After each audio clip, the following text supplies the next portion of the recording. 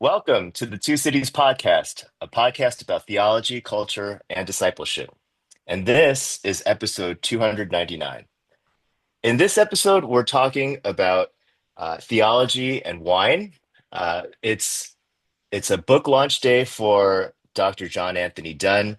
His book entitled "The Mountains Shall Drip Sweet Wine," and it's going to be a video recorded show with members of the Two Cities podcast, a very special episode, if you will. Joining us in the podcast today is Stan Ing, Dr. Grace Ing, Dr.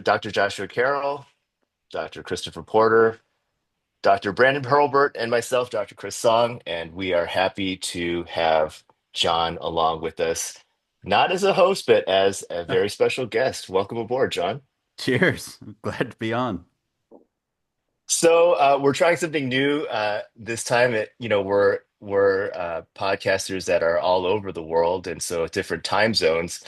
But because the subject on the table is Bible and alcohol, some of us have brought a little something to share while we're doing this discussion. John, you want to share with us what you're drinking as we have this chat? Well, I have a Frontenac Blanc here that I made at the winery that I volunteer at. Usually, when they make Frontenac Blanc, they use a yeast that makes the wine quite dry. And I wanted to do something a little bit different than what they do, so I used a yeast that makes it semi-sweet, and it's quite good. And I actually kind of like it more than theirs, but I don't tell them that. But it's good. It's got like kind of like a white peach sort of flavor to it that I quite like. And I can attest Very, to very good. the fact that it is good. It is Cheers. good, John. Right on. Well, Josh, since you jumped in, why don't you sort of just talk about whether you're partaking or whether if there's a drink in particular that you like that you would carry in this virtual space. If I had the drink with me and I had the money for it, it'd be Lafroig and it Mm. would be Cascade. I think I would like to sip on that slowly and be good. Yeah. Right on. Right on. I see Chris Porter on my screen. So Yeah, what do you so have for us, Chris? this is the remnant of last night's dram, which was a local whiskey, actually, a local rye whiskey from a distillery called The Gospel. So this is their Solera barrel rye, which is it's sweet, but it still has that background earthiness and spiciness from the rye, and it's quite a good. A robust rye whiskey, especially in Australia where we don't get a huge amount of rye whiskies. Mm. Uh, Hmm, Even though the whiskey scene is fairly young here anyway. that's great. And I imagine you're not drinking that now because it's 7 a.m. where It you is are, 7 Chris. a.m. That was, as I said, that was last night's dram. No, no shame. Just no shame. Yeah, says Brandon, who it's for whom it's 9 p.m. It is 9 p.m. On my desk, I have a lovely cold tea from this Ooh. afternoon. But I won't be drinking that. I did have a nice daiquiri earlier, so that was Ooh. nice. Wow, did you blend that yourself? Yeah, I did made it all Wow, myself. It's not nice. very hard, but just put it all together. Sounds great. Stan, I saw you take a sip of something that's I'm assuming that it's work appropriate or Lunchtime. Yeah, of course. So it's around 3:15 around here. And yes, I all I have right now in this mug is a coffee from our wonderful Keurig machine. And I think our organic cups box is empty, and this is just whatever flavor I picked out, and happened to be French vanilla, full nice. artificially flavored and everything. So. I mean, it's like coffee back in the day was just, I had the whole setup and everything, but I think ever since I shifted over to high school teaching, it's just been, whatever I can get in my system. I mean, the closer I can get Mm. to a needle in my system, I mean, the better, but, it's the quickest thing. But That's coffee, right?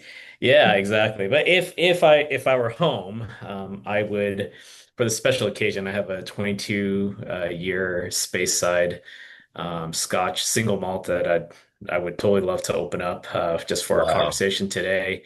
And something that I would love to share with others if I could, but Ooh.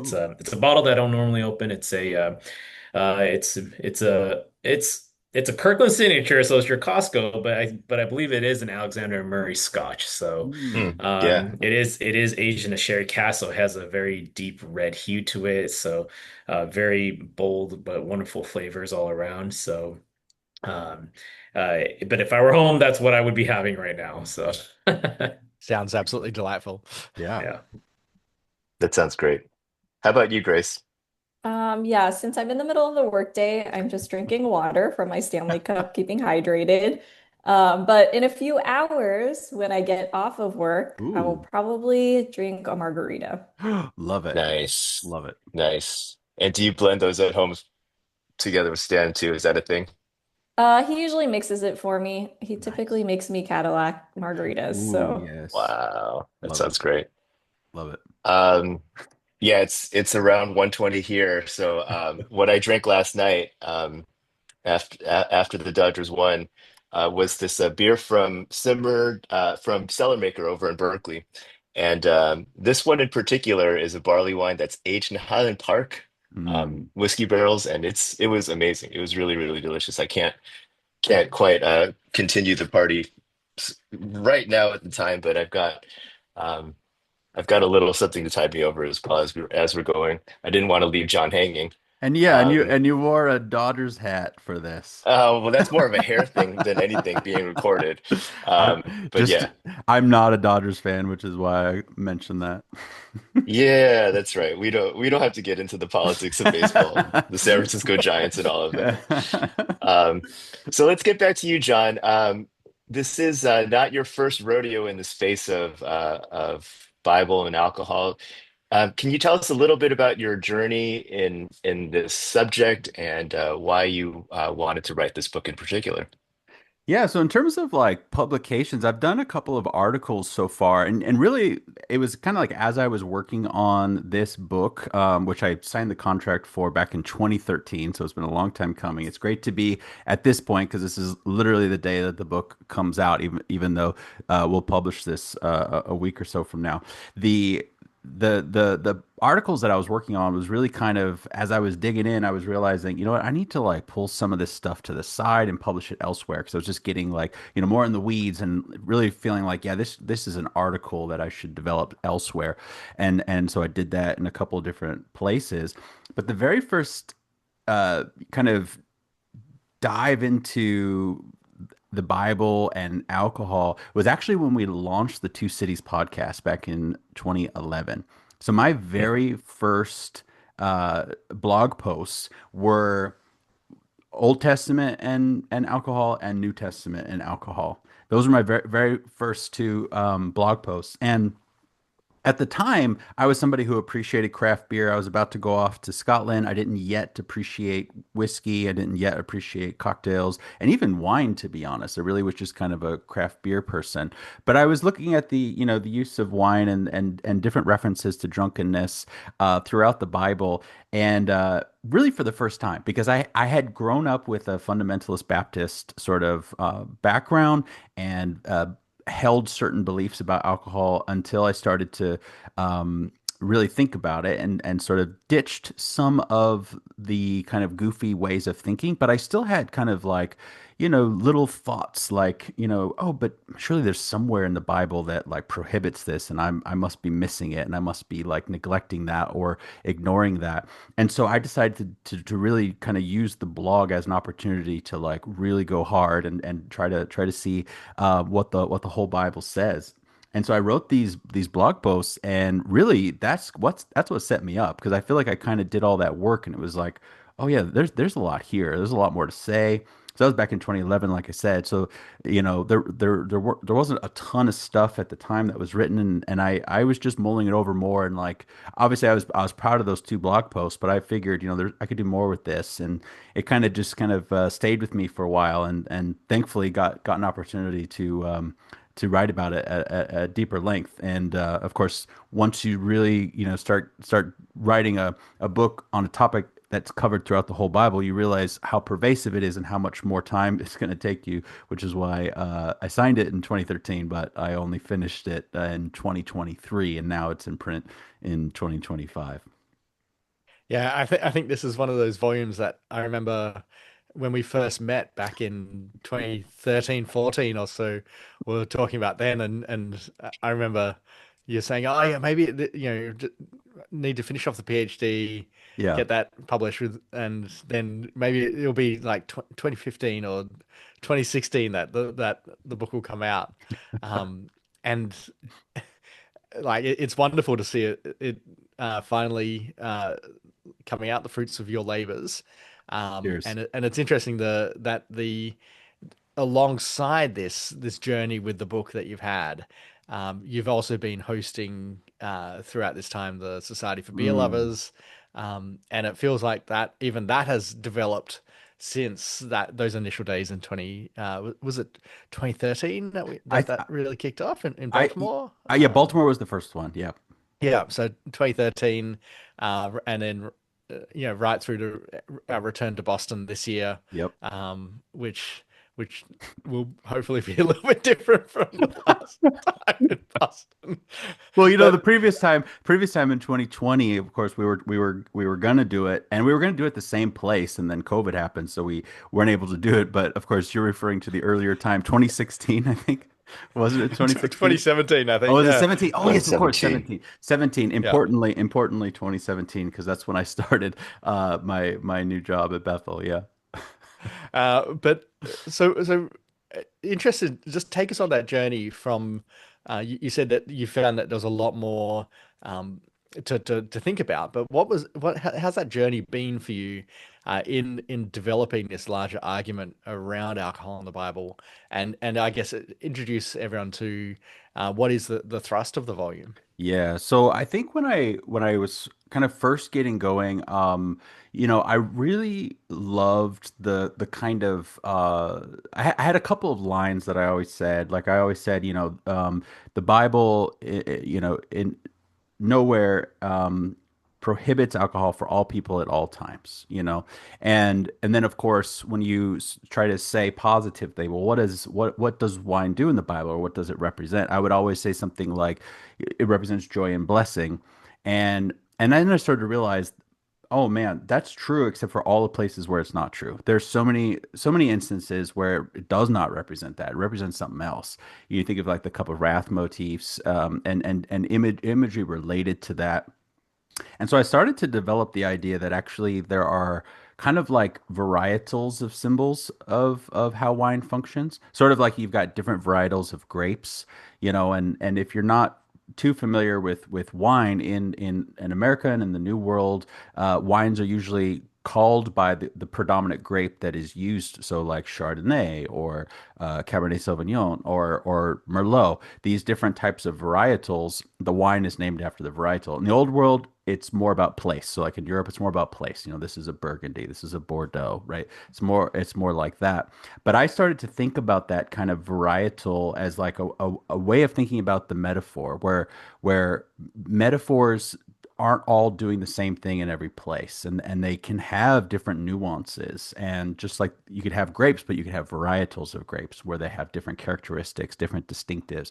And so I kind of, playing with that metaphor, really wanted to highlight that there's a lot of different kinds of symbolism, both and not just symbolism. There's a diversity in terms of the different kinds of beverages that are mentioned in the Bible, because I also was starting to feel convinced that there isn't just grape-based alcohol or wine in the Bible, but also grain-based and beer.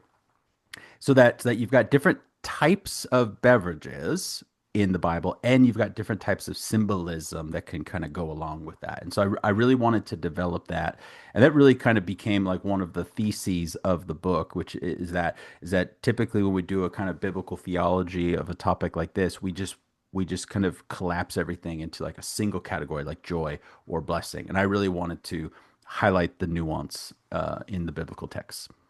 So that's the differentiation you're making between wine and, say, strong drink or. Yeah, so that term strong drink, shakar in the Hebrew is this kind of legacy from the King James version where the translation shakar, uh, of course, communicates, or sorry, the translation of shakar is strong drink, communicates this idea that this is an intoxicating beverage. It's cognate to the Hebrew verb for drunkenness, shakar, and so the idea is like, okay, this drink makes you drunk, and that is intuitive, of course. And so, strong drink is a good translation in a sense, except for the fact that what does it do to English speakers when it hits their ears? It sounds like we're talking about whiskey. It sounds like we're talking about something distilled, right? And of course, that's not what we're talking about. Distillation didn't exist back then. It's a medieval invention, and I became convinced that that term shakar is actually the term for beer. And there's a debate about this, and I go into the debate in the book and talk about kind of some of the implications of that. So not everyone will be convinced, and I know that, but I am convinced of it, Mhm. and so try to make the case as strongly as I can. I always thought it was Four Loco, but that's just me. I wish it was actually. So, John, one of the things that I love about when you're talking about your book and your research is, and when we think about biblical theologies of things, like you're saying, it's not just a Old Testament says this, New Testament says that, or like a systematic kind of gathering of verses. Like you're discovering a lot of cool stuff. Hmm. And I know we talked about a little bit one of the things that with the wedding at Canaan, right? Hmm. Beautiful kind of like picture of what that is, but also some of the discovery that uh, that you're that you're kind of positing and throwing out Hmm. there, which I think is really cool. So would you share about that? Yeah, so with the wedding at Cana, obviously there's an abundance of wine, and obviously it's not just that there's so much wine, but that it's so good, right? So that you got this like quantity and quality kind of dynamic with this passage. It's Jesus' first miracle or first sign, as John says, and you have this idea that like and this is probably kind of the simplistic way that I used to sort of think about the topic of wine in the Bible is like, well, obviously wine is great and good because Jesus turned water into wine. It was his first sign. It was his first miracle, as some might refer to it. So clearly, it's good or it's okay or we can all drink. And one of the things that I try to do in the book is try to address that question that people have, which is, can we drink? Should we drink? And that might be, a question that certain types of Christians think to ask. Like maybe it's not a question that everyone thinks to ask. Like maybe the issue's decided either, well, yeah, we don't drink, or well, yeah, of course, drinking's okay. But I wanted to kind of explore a little bit more like the different ways that we approach alcohol and how that can be a legitimate posture within the church. And I have a chapter on the different kind of consumption habits where you have people in the Bible who don't drink, or at least don't drink in certain scenes, and thinking about sort of like why they abstain either altogether or at certain times, and trying to take some kind of instructive cues from that, either about the diversity of practices we should expect within the church or the diversity of practices that we should practice throughout like the year or throughout whatever. Um, and thinking about that. But the specific issue with Cana is I did want to get kind of beyond the ways that it's typically talked about, which is, well, Jesus turned water into wine. And I was just really Or, kind of. or or Jesus turned water into grape juice. Oh well, yes. Yeah. So I do talk about that, not specifically in those terms, but the idea that wine could be grape juice. I do talk about that in the second chapter and kind of address when, if ever, the Bible refers to grape juice, but also kind of really highlighting that, grape juice is something that is turning into wine, whether you like it or not, very quickly because of all the yeast that's ambiently in a vineyard, on the property, in the winery, literally on the skins of the grapes. So this stuff is turning into wine. You can't stop it, and it's doing so quickly. And so one of the standard ways that people talk about wine in the Bible is they'll say something like, you know, do you think it was unfermented or fermented? And that's just not the right category. It's fermenting or fermented. You know, there's alcohol that's implied. Even the terms that probably do refer to grape juice, even those terms in a couple of passages imply that they can intoxicate, or not just imply, are explicit that they can intoxicate. So the idea of juice is this weird kind of static term that makes sense to us in the light of pasteurization, in the light of refrigeration. Doesn't make sense in the ancient world. But this idea of Jesus turning water into wine, and of course the text there explicitly refers to drunkenness in the Greek. You know, once they've had their fill, then you bring out, you know, the lesser wine. That's a euphemism. The Greek is explicit though. Once they're drunk, you bring out the lesser. So Mhm. it's really clear in the Greek that we're dealing with an intoxicating beverage, right? But I was interested in the other thing that the Master of the Banquet says is you know, you've kept the good wine till now. And so, what did ancient people think was good wine? I became kind of captivated by that question and thinking about how ancient people would talk about good wines. Sometimes it's like how we talk about wine. Like, you know, you ever hear people say something like, "Oh, I love this wine because I don't get a headache the next day." Or, you know, or I love Mhm. this wine. It never gives me a hangover. So sometimes people are talking about good wine in terms of it doesn't harm me very much. Yeah. It doesn't do bad to me, right? That's one way that people talk about good wine. And the ancient people do that too. But also, of Mhm. course, people are talking about things like taste, and people are talking about things like even terroir. So that's this like French term that's kind of this like you can't really translate it. And sometimes you can't even really define it. It's just this comprehensive term that includes like the microclimate of where it was coming from, the soil, the varietal is part of that, but it's like it's really it's about the place. It's about everything that goes into making up the place. And that whole that whole dynamic is also part of how ancient people would talk about it. Pliny the Elder makes a comment that's basically like very terroir heavy, but you know, they also talk about uh, there's evidence that they really liked white wine in particular. And I think one of the interesting things about that is around the time of Jesus, there does seem to be more white wine being made. So you don't have, you know, references to white wine anywhere in the Bible. Anytime wine is mentioned, if there's a reference to its color, it's always red, never Mm. anything else. Um, but when you look across kind of the time of Jesus, give or take a century or so, you see a lot of evidence that people really prized white wines. One of my favorite examples, just to give one, is the this kind of storefront of a wine bar in Herculaneum, which was destroyed by Vesuvius in 79. There's like four jugs, and they're different colors, and they're four jugs of wine. And one of them is you got like a kind of a purple one, kind of a reddish one, you have kind of a yellow one, and then you have like a pretty white one, and that's the most expensive one. And white wine is harder to make. You have to keep the wine, the must, from macerating on the skins. So you have to remove it from the skins in order to have this kind of clarity, in order to achieve it. And clearly they were achieving it because of, you know, material evidence that we have that shows the color of the wine. So they were achieving a level of clarity, but it was harder to make, and it was more highly prized as a result. And so I wonder, like, you know, does that factor into this wine that, you know, a master of the banquet would think is good wine? Might he have category like white wine in view? And what strikes me about the description of the passage in John 2 is there's nothing visible. So you read the passage, it never says like, oh, then they could see the wine coming out of those stone jars, right? There's nothing visible. It's not a visible miracle. It's in the tasting.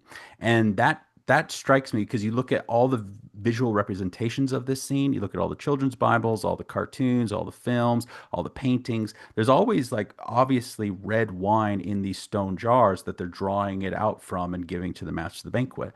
And that strikes me as uh, you know, a detail that's not actually in the text, but I think we're cognitively primed. Oh, wine is red wine. I think we're sort of primed to do that, and that's understandable. But it just makes me pause and think, well, I think it could be white. I'm not saying it is. I think it could be, and so that's something I explore, and I think So, it's so kind of does fun. that mean that so I mean because you have the washing imagery there in John as a so from a Hanine perspective, the sign there is linked to the washing for the water for the purification of the Jews. So, Um, so, so, so, but if that's white wine, hmm then the a lot of the symbolism about the crucifixion then seems to get lost, ooh, and the yeah. water and the wine. So I do talk about that, but the connection that I make with the cross is the sour wine that's given to Jesus. So he gives the best wine to them, and they give the worst wine to him. And so that's something that I draw because I do want to make a crucifixion connection, and I do think there is one, but I take it in a slightly different direction. And I also develop the relationship between the wedding at Cana and the temple cleansing that follows and read them together so that the wedding at Cana, the sign in which he reveals his glory and all this, that there's actually temple imagery that contributes to the wedding scene, and then I think helps to explain why John has, in my view, moved the temple cleansing forward and connected it to the wedding at Cana. So does that mean that the water coming out of Jesus' side is white wine? Oh, well, yeah. So there is water. That's what I There thought. is water and blood. Yeah, yeah. And it's the water that's the significant thing, right? If you pierce somebody in the side, you expect blood to come out. It's the water that comes out that's the striking thing. And of course, that both of them are coming out. But it's really the water that makes this a notable thing. And of course, the evangelist stops and is like, you know. I, the person who's telling you this is legit, right? And so there's like clearly this is a significant moment Right. for the evangelist, right? Yeah.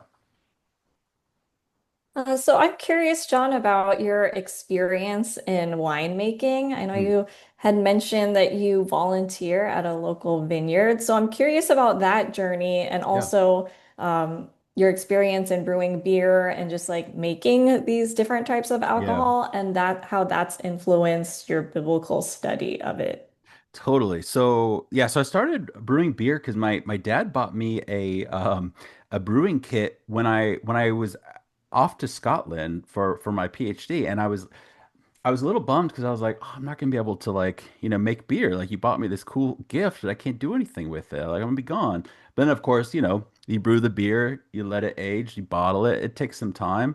And I was like, okay, actually I could whenever I come home, I could brew a batch with my dad. And that's what happened. Funny thing is, my dad doesn't drink. He's a teetotaler, and I do talk about this in my book. But yeah, we started brewing beer together, and I mean, he could tell you like all this information about all these different breweries, and he could tell you about the brewmaster at Russian River, and and he could rattle off different beers and like he knows all this stuff about beer except for what they taste like. He loves to smell beer. It's kind of funny. I remember one time, my family, we were in Cincinnati. We were driving through Kentucky because technically the airport is in Kentucky, and we're driving across. We're about to go into the Ohio side, but there's this big liquor store that has a bunch of really good craft beer. And my brother was like, "Oh, I wonder if they have this one brewery from Cleveland called Fatheads. I want to try this particular beer." He discovered them in our family. I love Fatheads now, but I hadn't heard of it at the time. And he was describing the beer to all of us as we were heading to this store. And my dad goes, "Oh, that sounds so good, Jacob. I can't wait to smell it." Which is just like such a strange thing for someone to say, but in the context of our family, it made perfect sense. But it just made me bust up laughing because it's like, wow, out of context. If anybody heard that, they're like, "What are you talking about?" But yes, such a fun time, and actually, that this is actually how I got the contract with Zondervan. Is I was chatting with Katja, who's now the publisher, At the time, she was the senior acquisitions editor. But I was chatting with her, and I was telling her about this brewing project with my dad, and my dad and I very early on we called our little like brewing project Dungeon Brewing, which is both of our names because we're both John Dunne. If you invert it, Dunn John becomes Dungeon, and the idea was I really wanted to take some of the things I was thinking about with biblical studies and alcohol and apply it to this little brewing project because I knew like we couldn't sell our beer to anybody, and the only way to really kind of do anything is to maybe like have like a little bottle share thing where you pay a subscription to be like a part of some club and like as a gift you get some bottles or there's some goofy things that you could do, and we were talking about making an LLC or whatever, but the the sort of mission or the kind of idea behind it was, well, what if we made it like a nonprofit? Now, this was mostly my thinking. I was like, well, if we made a nonprofit,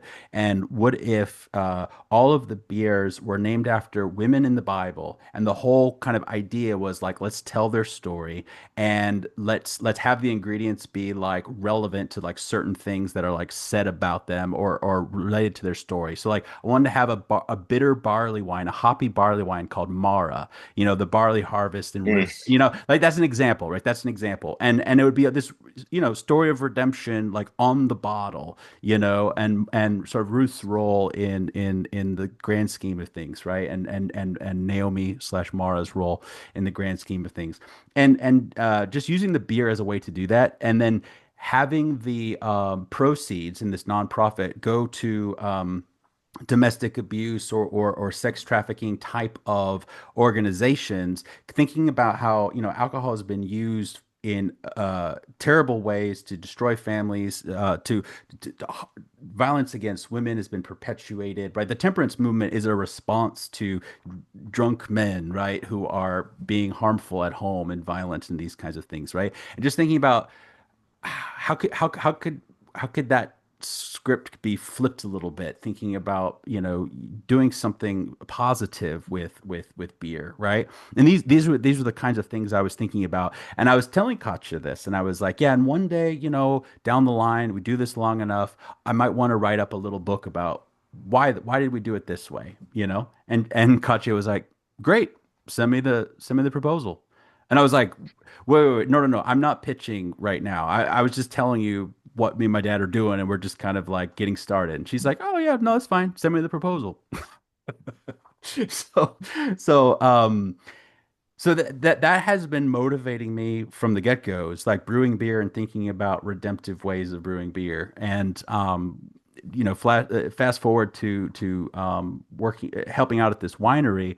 I really started doing that as a way of saying I want more hands-on experience with this process. Like I know how to like make beer, I know how to like make alcohol if I want to, but I want more of that kind of agricultural side, right? Which I have not had. I wanted more of that experience of being out there, harvesting grapes, pruning the vines, pressing the grapes, crushing the grapes, and even making some of my own wine from start to finish. And thankfully, they have been super happy to kind of let me do a bit of that. And they always want volunteers at harvest time. That's when they most want additional help. But I've just been like, can I come do this and this and this stuff that they don't need help for, but they've been happy to say, yeah, just come along. So I've been really really grateful for that. I've been doing that for the past 3 years.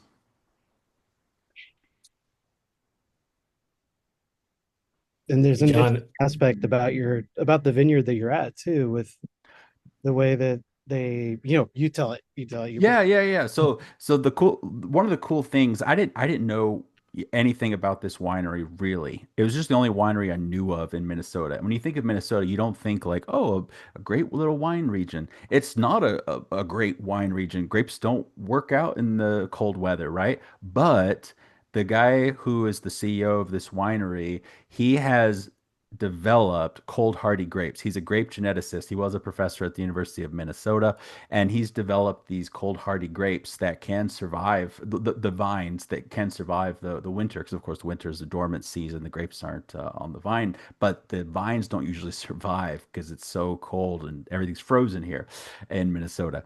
So he's developed these cold hardy grapes that can withstand the cold, and so it's just kind of cool that there is this kind of, and I even told him this the other day, this expression of the Imago Dei, because he said, "Oh yeah, I play God out in the vineyard." I was like, "No, this is the Imago Dei. Like, this is the Imago Dei. This is the image of God. And like there's so many Adamic connections there and Noahic connections, and you can really see and actually he named his son Noah. There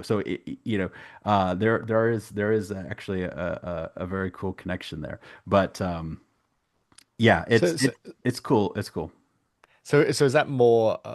Is it still a natural wine as opposed to an ice wine, or? So it's still natural. Yes, it's still natural. It's a hybrid grape. Now, technically, natural wine is a category that deals with things like, do you irrigate a certain way? Do you use pesticides? Do you add sulfites or anything after you've crushed the grapes? So like technically in like wine world, the natural thing is slightly different. But in terms of what you mean, it's like normal wine if you like, right? It's as Yeah, opposed to ice wine or something. Yeah. yeah. So it's harvested and then Yeah. rather than a development Yeah, it's not like they that's wait. been. Yeah, it's not like they wait for the grapes to slightly freeze or something like that, and then press them or something. Yeah. I, Cool. I just had to Google what an ice wine is, and you could buy a bottle for 12 pounds or for 9,000 pounds. So Well, I like feel like anything, quality varies. Wow. I quite like it. I mean, it basically means you're going to get more of a dessert wine experience, right? Because the water to sugar ratio is gonna be lower because it's partially frozen or is frozen, so that you're going to get more concentrated sugary sort of flavor. Oh, Mm. and it's interesting because there's that debate in Pliny as to whether or not the straw wines that he so loved is a type of ice wine in that Mm. it's given that raisin concentration Oh, by in an ice wine it's by freezing off the non-sugars. yep. In a raisin it's by letting them Yep. evaporate. Exactly. And I do think that raisin wine is it's not like a biblical category in terms of like you don't really see that term, but I do think that there's probably some instances where the wine being referred to has probably gone through that type of process. So I do talk about it as one of the ways to make wine, and but like pinpointing like is this an example of that raisin wine? What, for example, I don't know about that in biblical text, but I know what you're talking about with Pliny, because Pliny is obviously much more explicit about the viticultural process. Yeah, and he talks about the waiting for the first freeze to Mm. happen. um You Hey, guys mean John. Pliny? You guys mean Pliny, right? Not the brewery in Santa Rosa. I Russian don't I River. don't know Yeah. what this Pliny that you guys are talking Yeah, about. John, better be bringing some Pliny to Splat this year, Chris. Did we wait in line for Pliny at the bottle room Yes, yes, we did. for like 3 hours, and then I had to leave and I didn't get any, or we didn't get any? Oh, Is that yes. right? Well, see, so I've stood in line for you're talking about the younger, right, specifically, or are you talking about the One of el the Okay, okay. Because I I've can't stood The I've remember. stood in youngers line that I've stood in line for both of them multiple times, to be honest, at Russian River I've done it in Denver with my little brother and in SoCal, like the bottle room. Oh, miss that place. The bottle Well, room. I think that's where we might have met actually. No, I actually you're right. You are right. And I still have a couple of I have a pint glass and I have a nice little what do you like no, it's not really a tulip, but I guess tulip's the closest thing with the bottle room logo Mm, and so I think fondly of that place. That is, yeah. I think that's when we first met, and you were introduced to me as oh, this is John. He's writing a book about the Bible and alcohol, Which and is that was hilarious. Yeah. a So Stay decade away from ago. him was stay away from him the subtext there, Brandon? No, no, no, no, no. We were at the bottom room together. It was fine. amazing. Yeah, Pliny Elder, very delicious beer for Oh, sure, so and good. very difficult to find. Ah, you There's got to been try the younger Stan.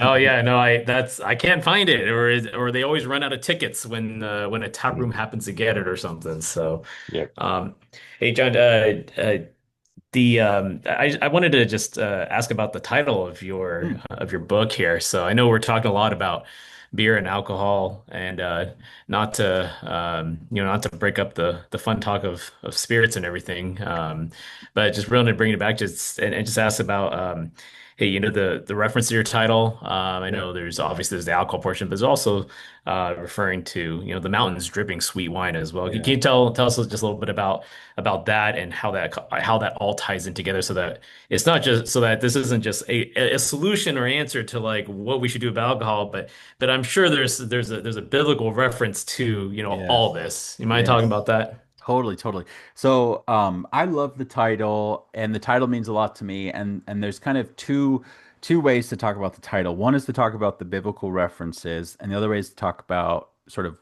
why I chose it in the first place. And so, I think what I'll do is I'll say, it all started with a class with Dr. Lundy at Biola University, Dr. John Lundy. Now, if you look at a copy of the book, you'll see Dr. John Lundy's name is also on the cover of the book because he's the general editor of the series Biblical Theology for Life.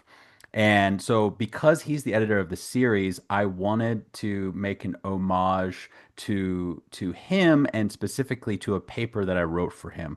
So I always knew I would title it "The Mountain Shell Drip Sweet Wine" because of the connection to Dr. Lundy.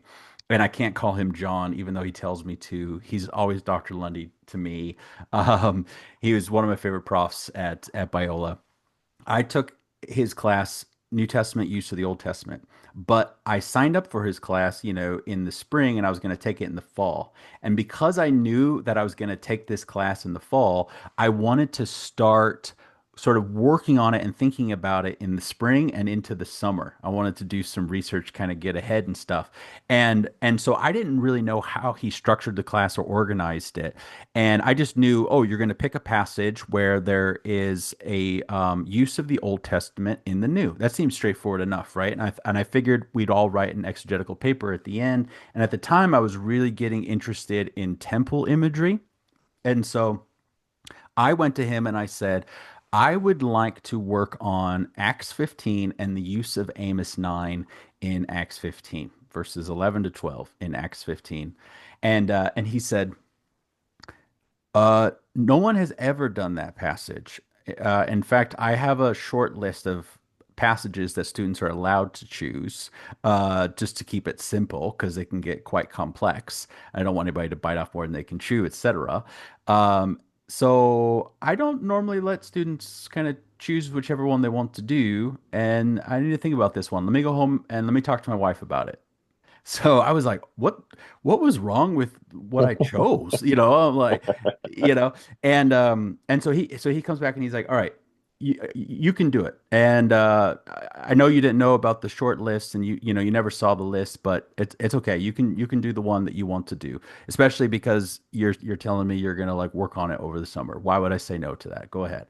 So I did. I read The Temple and the Church's Mission that summer. I read, a bunch of other things, and I was building towards this paper that I couldn't wait to write. And so I wrote this paper. Amos 9 is where it talks about David's tent being rebuilt.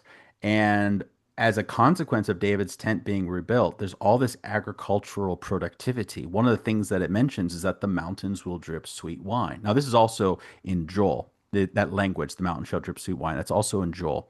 Um, but this kind of agricultural productivity of mountains dripping sweet wine, that image is lovely because it's as if you're imagining that the grapes that are being grown on the hillsides are being crushed, right then, but there's so much produce that it's just spilling down the hills, spilling down the mountains.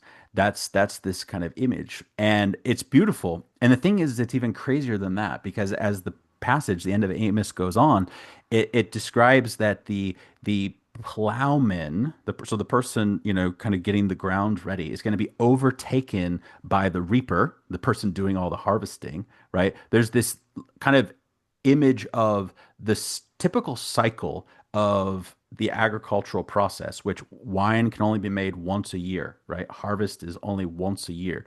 It's this image of the cycle is kind of like sped up and kind of folding in on itself. There's just such an abundance. So not only is there so much produce, like in a typical year, that the mountains are dripping with sweet wine, but it's sped up. So it's like this is happening often, which is just crazy, right? It's just like this superlative image of like, there's a ton of wine in the eschaton. When God restores David's tent, there's going to be so much wine. And I love that, obviously.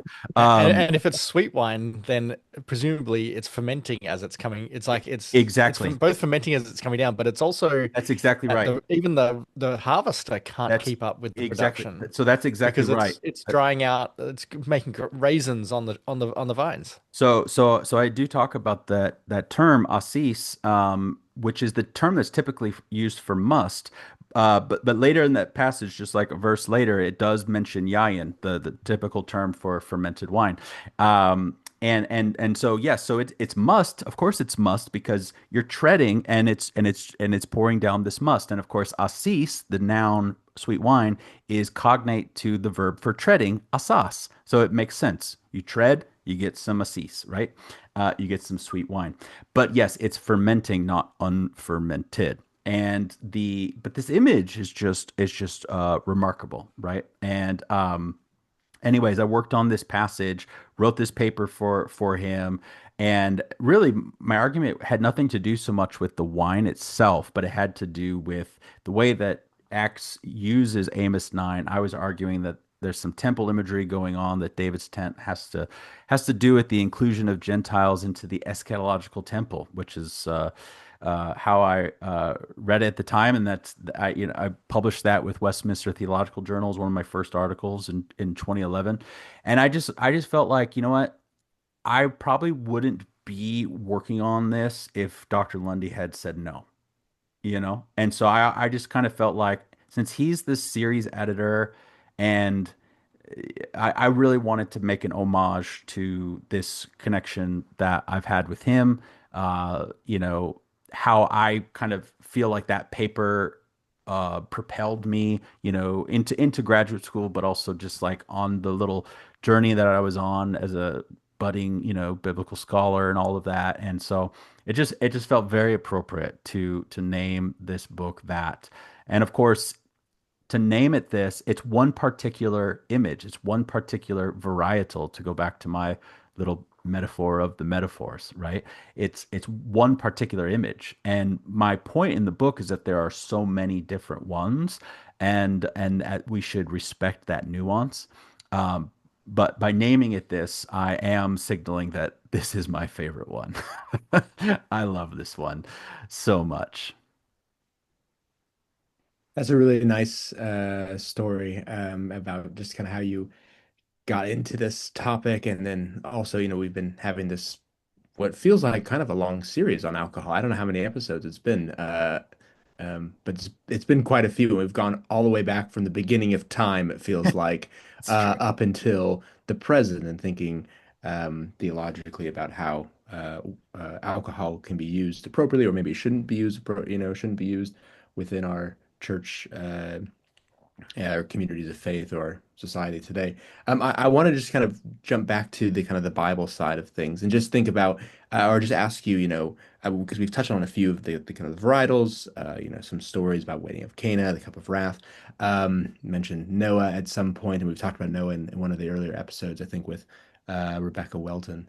But I just wanted, what was your favorite text to Mm, dive deep on? What maybe one that you didn't expect would feature alcohol so much, mm. or a text that you just felt like, oh, this will be easy. And then like, oh wow, there's actually so much here and so much, you know, it's so much more rad than I thought it would be. Oh, that's really hard to say because I feel like I felt that so many different times. You know, like Esther, for example. Just Esther's a favorite text of mine, and it feels like pound for pound, it's the most alcoholic book in the Bible. And it's like that's surprising to just say something like it because it's like they're basically just always drinking, right? There's no food. There's no food in this text. They're just drinking. They're just always drinking. You know, There's a fast.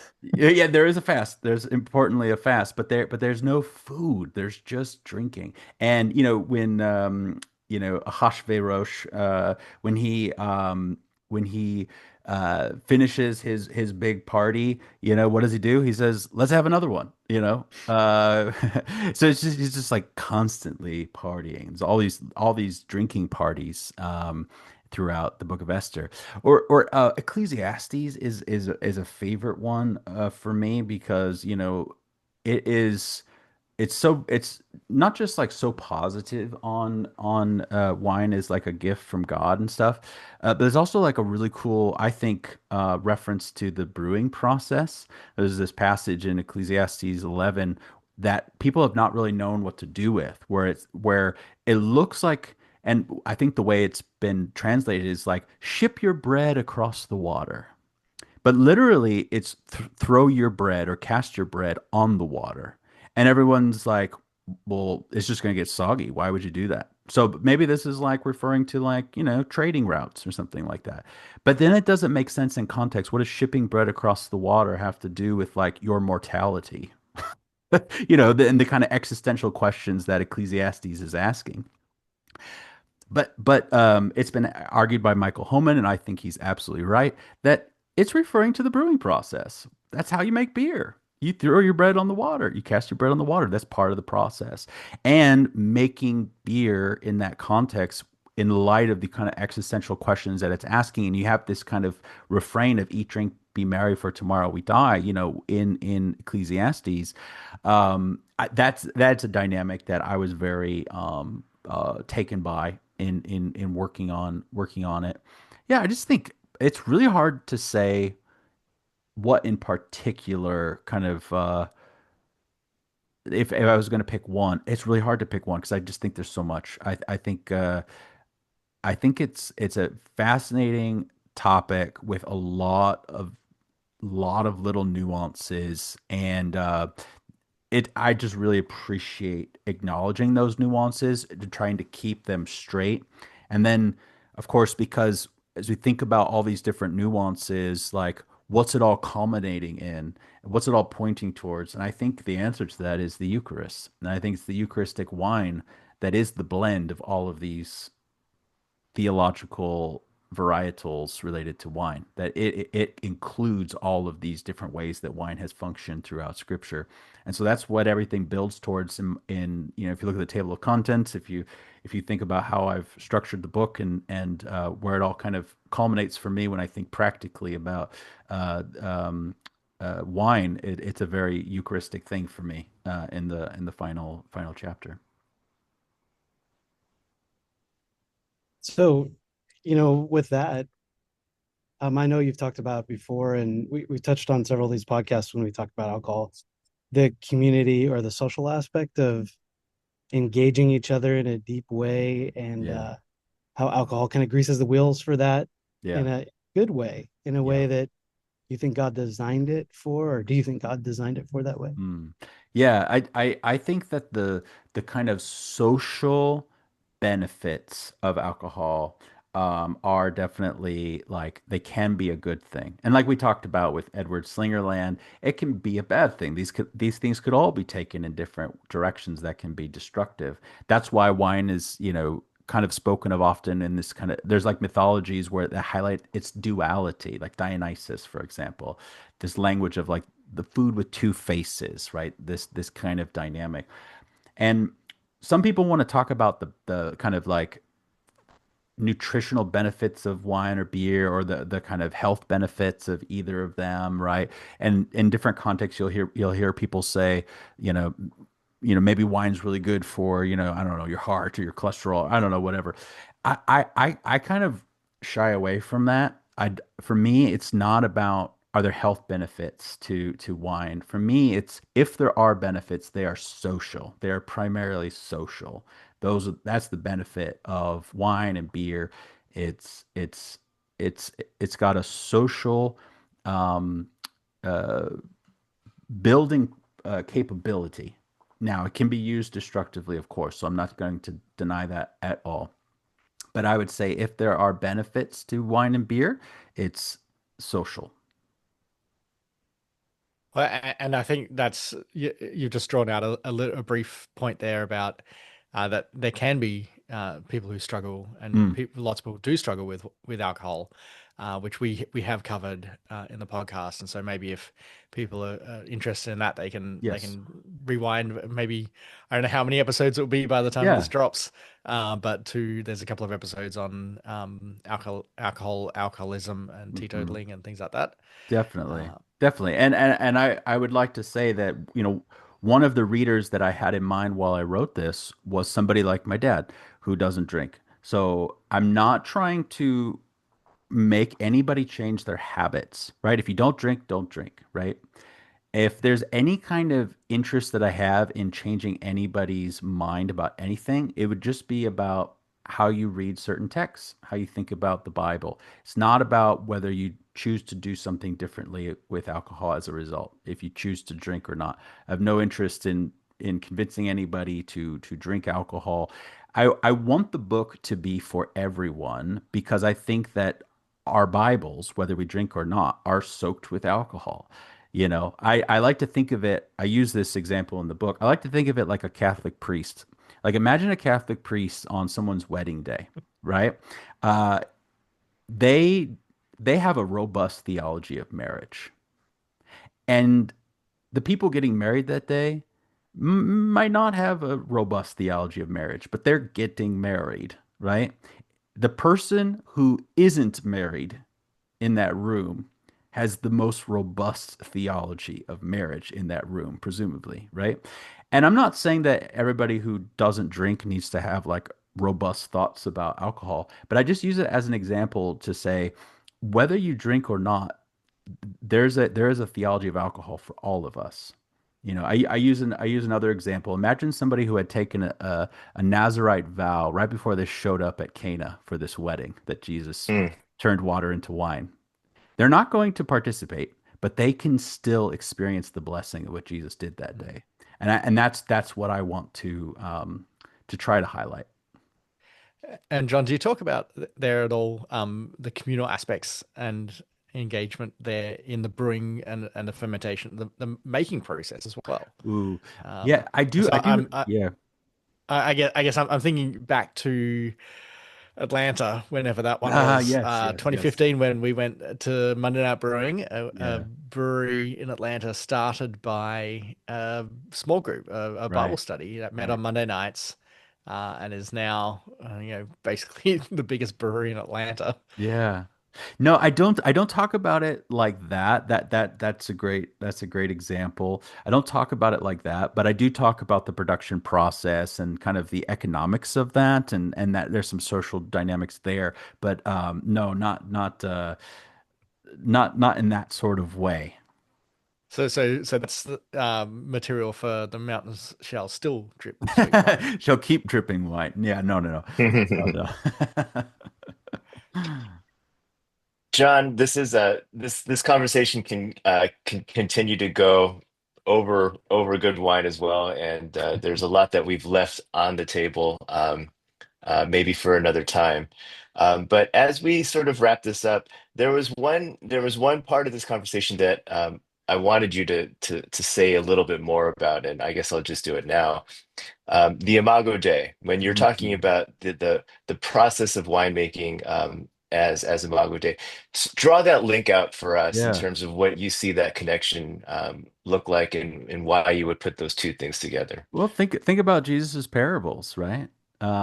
God is often sort of represented in these parables as a farmer, as a vintner, right? Or think Mm, about the what Jesus says in this, final meal setting in the Gospel of John, where he says he's the true vine, or the true vineyard, as Mark Scarlatta argues. But who's the vine dresser, as my King James sort of uh, because I was raised to read the Bible in King James, as I would want to say, the farmer. Who's the farmer, right? It's God, right? And so this idea of like imaging God in that creative capacity, and not just like making something that like provides calories or nutrition, but making something good, making something artistic, making a craft out of it, something that's not exactly necessary, but beneficial still, And I think that there's something beautiful about that. And so, yeah, I do see it as an extension of the Imago Dei. great. That's wonderful. The book is called The Mountains Shall Drip Sweet Wine. I'm gonna wait for John to sign my copy. It's out with Zondervan, and I heartily recommend you guys go out and get it. Thanks, John, for joining us here in this capacity as a guest, and we continue to look forward to seeing what John continues to do and produce out there. Cheers, everyone. Cheers.